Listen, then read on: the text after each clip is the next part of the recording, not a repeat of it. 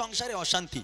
কেউ বলতে পারবে না যে আমার সংসারে অশান্তি নেই। যেহেতু নবীর মেয়ে ফাতেমার সংসারে অশান্তি হয়েছে, তাই আমাদের সংসারে অশান্তি হয়, প্রত্যেক মেয়েদের সংসারে অশান্তি হয়। তবে এই গজলটা বলার পর ভালো করে শোনেন আমার মায়েরা, আল্লাহর কসম করে বলছি, এই গজলটা যদি মন দিয়ে শোনেন আর তারপর শোনার পরও যদি আপনার সংসারে অশান্তি হয়, আমি নয় আল্লাহ পাক আল্লাহ তাআলা বলবে ওই নারীটা দুনিয়ার বুকে জাহান্নামী, সে কোনোদিন জান্নাত পেতে পারে না। কিসের জন্য নারীরা জাহান্নামী, কিসের জন্য নারীরা জান্নাতি? খুব মনোযোগ দিয়ে শোনেন। আল্লাহ রাসূল সাল্লাল্লাহু আলাইহি ওয়াসাল্লাম যখন তিনি মেরাজে গেছিলেন, মেরাজ থেকে ফিরে আসার পর আল্লাহ রসুল যখন মেরাজ থেকে ফিরে এলো, সাহাবায়ে কেরামগণ জিজ্ঞেস করে, ইয়া রাসূলুল্লাহ, ইয়া হাবিবাল্লাহ, কি দেখলেন আপনি? আল্লাহ রসুল বলছেন, সাহাবারা বড় আফসোস, আফসোসের কথা কি বলবো, আমি জাহান্নামের মধ্যে, আমি জাহান্নামের দিকে তাকিয়ে দেখলাম বেশি অংশ নারীরা জাহান্নামের আগুনে জ্বলছে। নারীদের জন্য জান্নাতে যাওয়া সোজা, নারীদের জন্য জান্নাতে যাওয়া কঠিন নয়, কিন্তু আল্লাহ রসুল বলছেন বেশি অংশ নারীরা জাহান্নামী। কিসের জন্য জাহান্নামী জানেন? তার তো অনেক কারণ আছে, তবে মূল দুটো কারণ, যে দুটো কারণের জন্য প্রত্যেক নারীরা জাহান্নামী, যার মধ্যে এই খসলতগুলো থাকবে, তারা কোনোদিন আল্লাহর জান্নাত পেতে পারে না। আর এইগুলো আমার ঘরের মায়েদের মধ্যে অবশ্যই আছে। আজকের আপনাদের বলে দিয়ে যাব, নিজেকে পরিবর্তন করতে হবে, নইলে আমার কথা নয়, হাদিসের কথা, হাদিস থেকে আপনাদের বায়ান করে বুঝিয়ে দিয়ে যাব, ওই নারী কোনোদিন জান্নাত পাবে না যদি এই খারাপ বদ অভ্যাসগুলো তাদের মধ্যে থাকে। কবি ছন্দের মাধ্যমে লিখছে, শুনুন। বলি ও ফাতেমা শামির সেবা কবো ছেড়ো না, মন দিয়ে শুনতে হবে গজলটা, তাহলে বুঝতে পারবেন।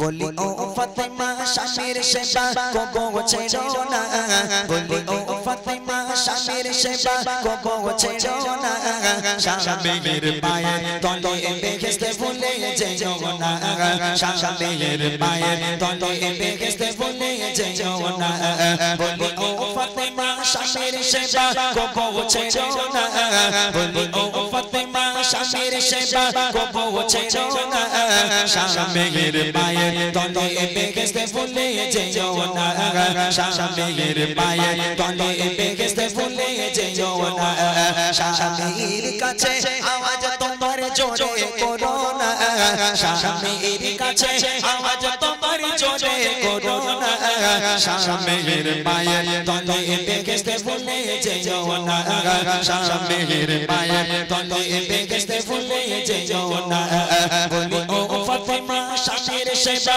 কবো ছেড়ো না, বলি ও ফাতেমা শামির সেবা কবো ছেড়ো না, শামির পায়ের তলে বেহেশতে ভুলে যেও না, শামির পায়ের তলে বেহেশতে ভুলে যেও না। প্রথমে বললাম কি, শোনো ফাতেমা স্বামীর সেবা কবু ছেড়ো না। এটা কে বলছে জানেন? এটা স্বয়ং দয়ার নবী বলছে আম্মাজান ফাতেমাকে, যে ফাতেমা স্বামীর সেবা খবরদার ছেড়ো না। আমি বলছি না, দয়ার নবী বলছে। প্রথম নম্বর যেটা হলো যার জন্য নারীরা জাহান্নামী হবে, প্রথম নাম্বার আপনাদেরকে শোনাচ্ছি, মন দিয়ে শুনবেন, যেগুলো আমার ঘরের মায়েদের মধ্যে অবশ্যই আছে। প্রথম নম্বর কি, দিনের পরে দিন কেটে যায় অভাবের তরে গো,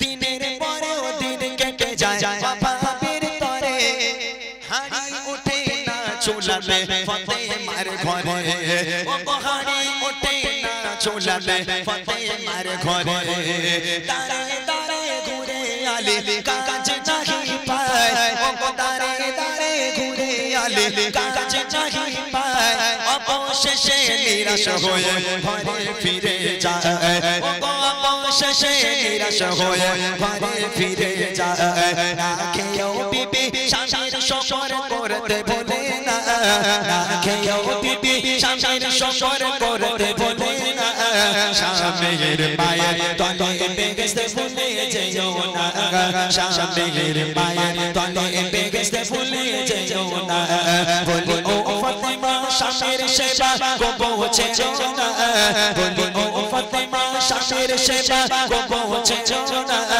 স্বামীর পায়ের তলে বেহেশতে ভুলে যেও না, স্বামীর পায়ের তলে বেহেশতে ভুলে যেও না। আম্মাজান ফাতেমাতুজ জোহরা রাদিয়াল্লাহু তাআলা আনহা, তানার মতো গরিব পৃথিবীর বুকে কোনো নারী হবে না, হয়নি আর হবে না। একদিন হয়ে যায়, 2 দিন হয়ে যায়, 3 দিন হয়ে যায়, আম্মাজান ফাতেমার ঘরে চুলো জ্বলে না, চুলোর উপরে হাঁড়ি ওঠে না। মাসুম বাচ্চা ইমামে হাসান ইমামে হুসাইন হঠাৎ করে কাঁদতে কাঁদতে মায়ের কাছে চলে এলো, মা আজকে যদি তোমার হাসান হোসেনের খাবার না দাও, তোমার হাসান হোসেনের মরা মুখ তোমাকে দেখতে হবে। ইমামে হুসাইন কাঁদতে কাঁদতে মায়ের সঙ্গে কথা বলতে বলতে বেহুশ হয়ে গেল, অজ্ঞান হয়ে পড়ে যায়। ক্ষুধার যন্ত্রণা সহ্য করতে না পেরে আম্মাজান ফাতেমা পানি ছিটে মারে, ইমামে হুসাইন উঠে দাঁড়ায়, তো ইমামে হাসান আবার অজ্ঞান হয়ে যায়। 3 দিন 4 দিন খাওয়া নেই। যদি আমার ঘরের কোনো বাচ্চা একবেলা না খায়, তার বাপ মা পেরেশান হয়ে যায়, পেরেশান হয়ে যায় যে কেমন করে আমার বাচ্চাটা খাবে। আর হাসান হুসাইন 4 দিন খেতে পায় না। বাপ এই কাণ্ড সহ্য করতে না পেরে সকালবেলা বেরিয়ে গেল, লোকের দাঁড়ে দাঁড়ে দাঁড়ে দাঁড়ে দাঁড়ে দাঁড়ে ঘুরতে লাগলো, ভাই একটা আমাকে কাজ দাও, ভাই আমাকে একটা কাজ দাও, আমার বাচ্চারা অনাহারে দিন কাটাচ্ছে, ভাই একটা কাজ দাও। সকাল থেকে সন্ধ্যে পর্যন্ত দাঁড়ে দাঁড়ে ঘুরে ঘুরে একটা কাজও কেউ দিল না। হযরতে আলী বাচ্চাদের জন্য কিছু নিতে পারলো না, অবশেষে নিরাশ হয়ে ঘরে ফিরে এলো। ফাতেমা দরজা খোলো, দরজা খুললো, আম্মাজান ফাতেমার সামনে দাঁড়িয়ে আছে। হযরত আলী মনটা মলিম করে চোখ থেকে টপ টপ করে পানি গড়ায়, আর ফাতেমাকে বলে, ফাতেমা আজকে তোমার বেটাদের জন্য কোনো খাবার আনতে পারলাম না ফাতেমা, কোনো খাবার আমি পেলাম না, কেউ আমাকে কাজ দেয়নি ফাতেমা। আম্মাজান ফাতেমা কি বলছে জানেন?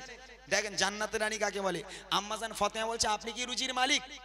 রুজির মালিক তো আল্লাহ, আল্লাহ উপরে বসে আছে, আপনি মন খারাপ করবেন কেন? ঘরে চলে আসেন, আল্লাহ আপনাকে দেয়নি তাই আপনি কাজ পাননি, কোনো চিন্তা নেই, 3 দিন খাওয়া হয়নি, আরো একদিন অনাহারে দিন কাটাবো, আপনি তো রুজির মালিক নয়। আম্মাজান ফাতেমা কেন জান্নাতের রানী হবে না? বলছে আপনি কি রুজির মালিক? ঘরে আসেন। আর আমার ঘরের মায়েরা, ভাই যদি 2 দিন গায়ে ব্যথা হয়, যদি কাজে না যায়, ঘরে শুয়ে থাকে, বলে ওলাও তো খালি খাবে আর ঘুমাবে, দূর হয়ে যাও, কাজ বাজ নেই, খালি খাবে আর ঘুমাবে। রাগ করবেন না, খবরদার, আমার কথাগুলো বুঝতে হবে, আমি বোঝানোর জন্য বলছি, অত সোজা নয়, আমার মন গড়া কথা নয়, হাদিস থেকে বলছি। আম্মাজান ফাতেমা বলছে আপনি রুজির মালিক নন, চলে আসেন, আল্লাহ যেদিন দেবে সেদিন খাবো। আর আমার মায়ের একদিন কাজ না হলে স্বামীকে লাঞ্ছনা বঞ্চনা করে, কত কটু কথা বলে, ওই সমস্ত নারীরা জীবনে জান্নাত পাবে না, কোনোদিন আল্লাহ জান্নাত পেতে পারে না।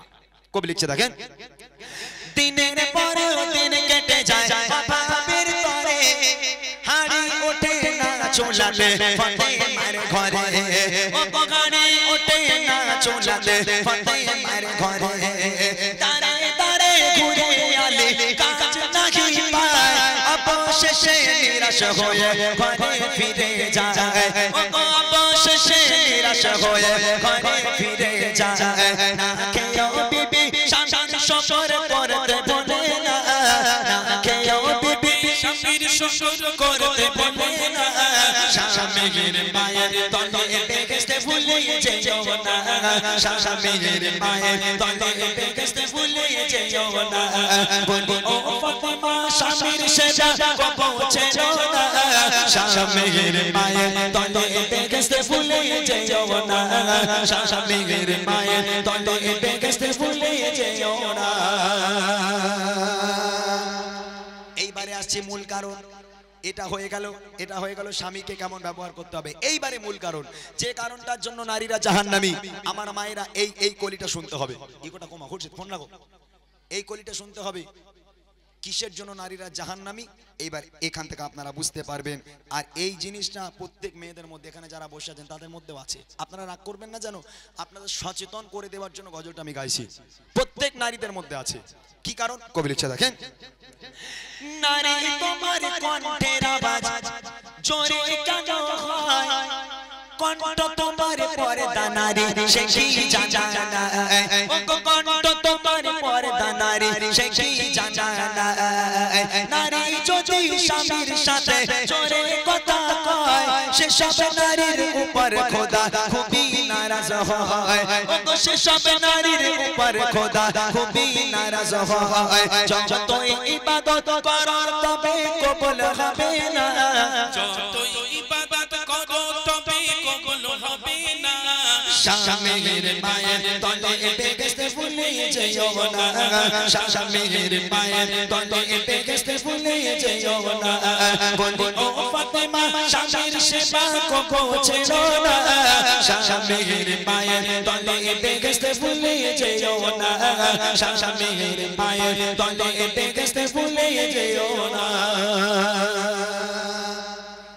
নারী তোমার দেহটা ঢাকা যেমন পর্দা, তুমি তোমার দেহ ঢেকে এখানে বসে আছো, পর্দা করে বসে আছো, কেননা পর্দা করা ফরজ তাই। কিন্তু নারী তুমি কি এটা জানো না তোমার এই কণ্ঠটাকেও পর্দা করার কথা বলা হয়েছে? হ্যাঁ, এই গ্রামের মায়েরা, ভাই এই গ্রামের মেয়েরা ঝগড়া করে, হ্যাঁ মন থেকে বলবে একদম। হ্যাঁ সেরম করে না, না এই গ্রামের মায়েরা তো সব আল্লাহর ওলি, তাই না? কেউ ঝগড়া করে না। তবে আমাদের গ্রামে যদি একজনের বউ ঝগড়া করে, 3টে গ্রামের মানুষ জানতে পারে যে অমুকের বউ চুল ছেঁড়াছিঁড়ি করছে। বাপরে বাপ, সে কি আওয়াজ! ও আওয়াজের চোটে মানুষ বুঝে যায় যে অমুকের বউ ঝগড়া করছে। রাগ করবেন না জানো, এই কণ্ঠের আওয়াজ যদি মেয়েদের জায়েজ হতো, এই কণ্ঠের আওয়াজ যদি মেয়েদের জায়েজ হতো, আপনারা জানেন 1,24,000 পয়গম্বর দুনিয়ার বুকে নবী এসেছেন। আপনারা শুনেছেন একটা কোনো নারী, একটা কোনো মেয়ে নবী হয়ে দুনিয়ার বুকে এসেছে? কেন জানেন? মেয়েদেরকে নবুয়াত দেওয়া হয়নি, মেয়েরা নবী হয়ে দুনিয়ার বুকে আসেনি। তার কারণ হলো, মেয়েদেরকে যদি নবুয়াত দেওয়া হতো তাহলে মেয়েরা যখন দাঁড়ে দাঁড়ে দাঁড়ে দাঁড়ে দিনের প্রচার করতে যেত, তাদের কণ্ঠের আওয়াজ পৌঁছে যেত। তারা দাঁড়ে দাঁড়ে গিয়ে যখন প্রচার করতো, তাদের পর্দা লঙ্ঘন হতো এবং তাদের করে বিবাদ বিশৃঙ্খল সৃষ্টি হতো। ওই জন্য আল্লাহ পাক আল্লাহ তাআলা মেয়েদের কণ্ঠকে হারাম করেছে।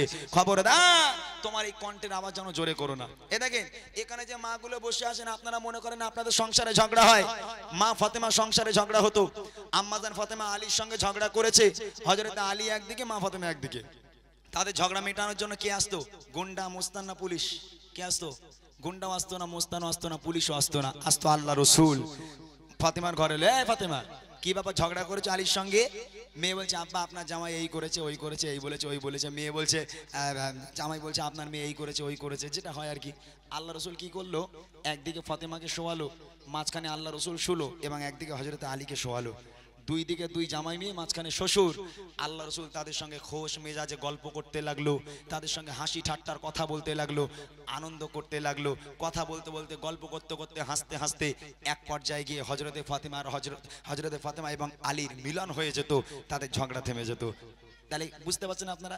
আর আমার ঘরের মেয়েরা যদি ঝগড়া করে, স্বামী যদি ভুল করে একটা চর মারে, মেয়ে ফোন করবে, আব্বা তোমার জামাই আমার গায়ে হাত তুলেছে, মেরেছে। আঙ্গা ঘরের শ্বশুর বাপরে বাপ, সবসময় যেন 5G স্পিডই চলে। বলে জানোয়ারটা আমার মেয়েকে হাত তুলেছে, ধরে রাখো, কুরুল্লে যাচ্ছে, 2 টুকরো করে দেবো একদম, 2 টুকরো করে দেবো একদম। আমি আমার মেয়ের গায়ে জীবনে হাত দিই, সাহস কি করে মেয়ের গায়ে হাত দেওয়া?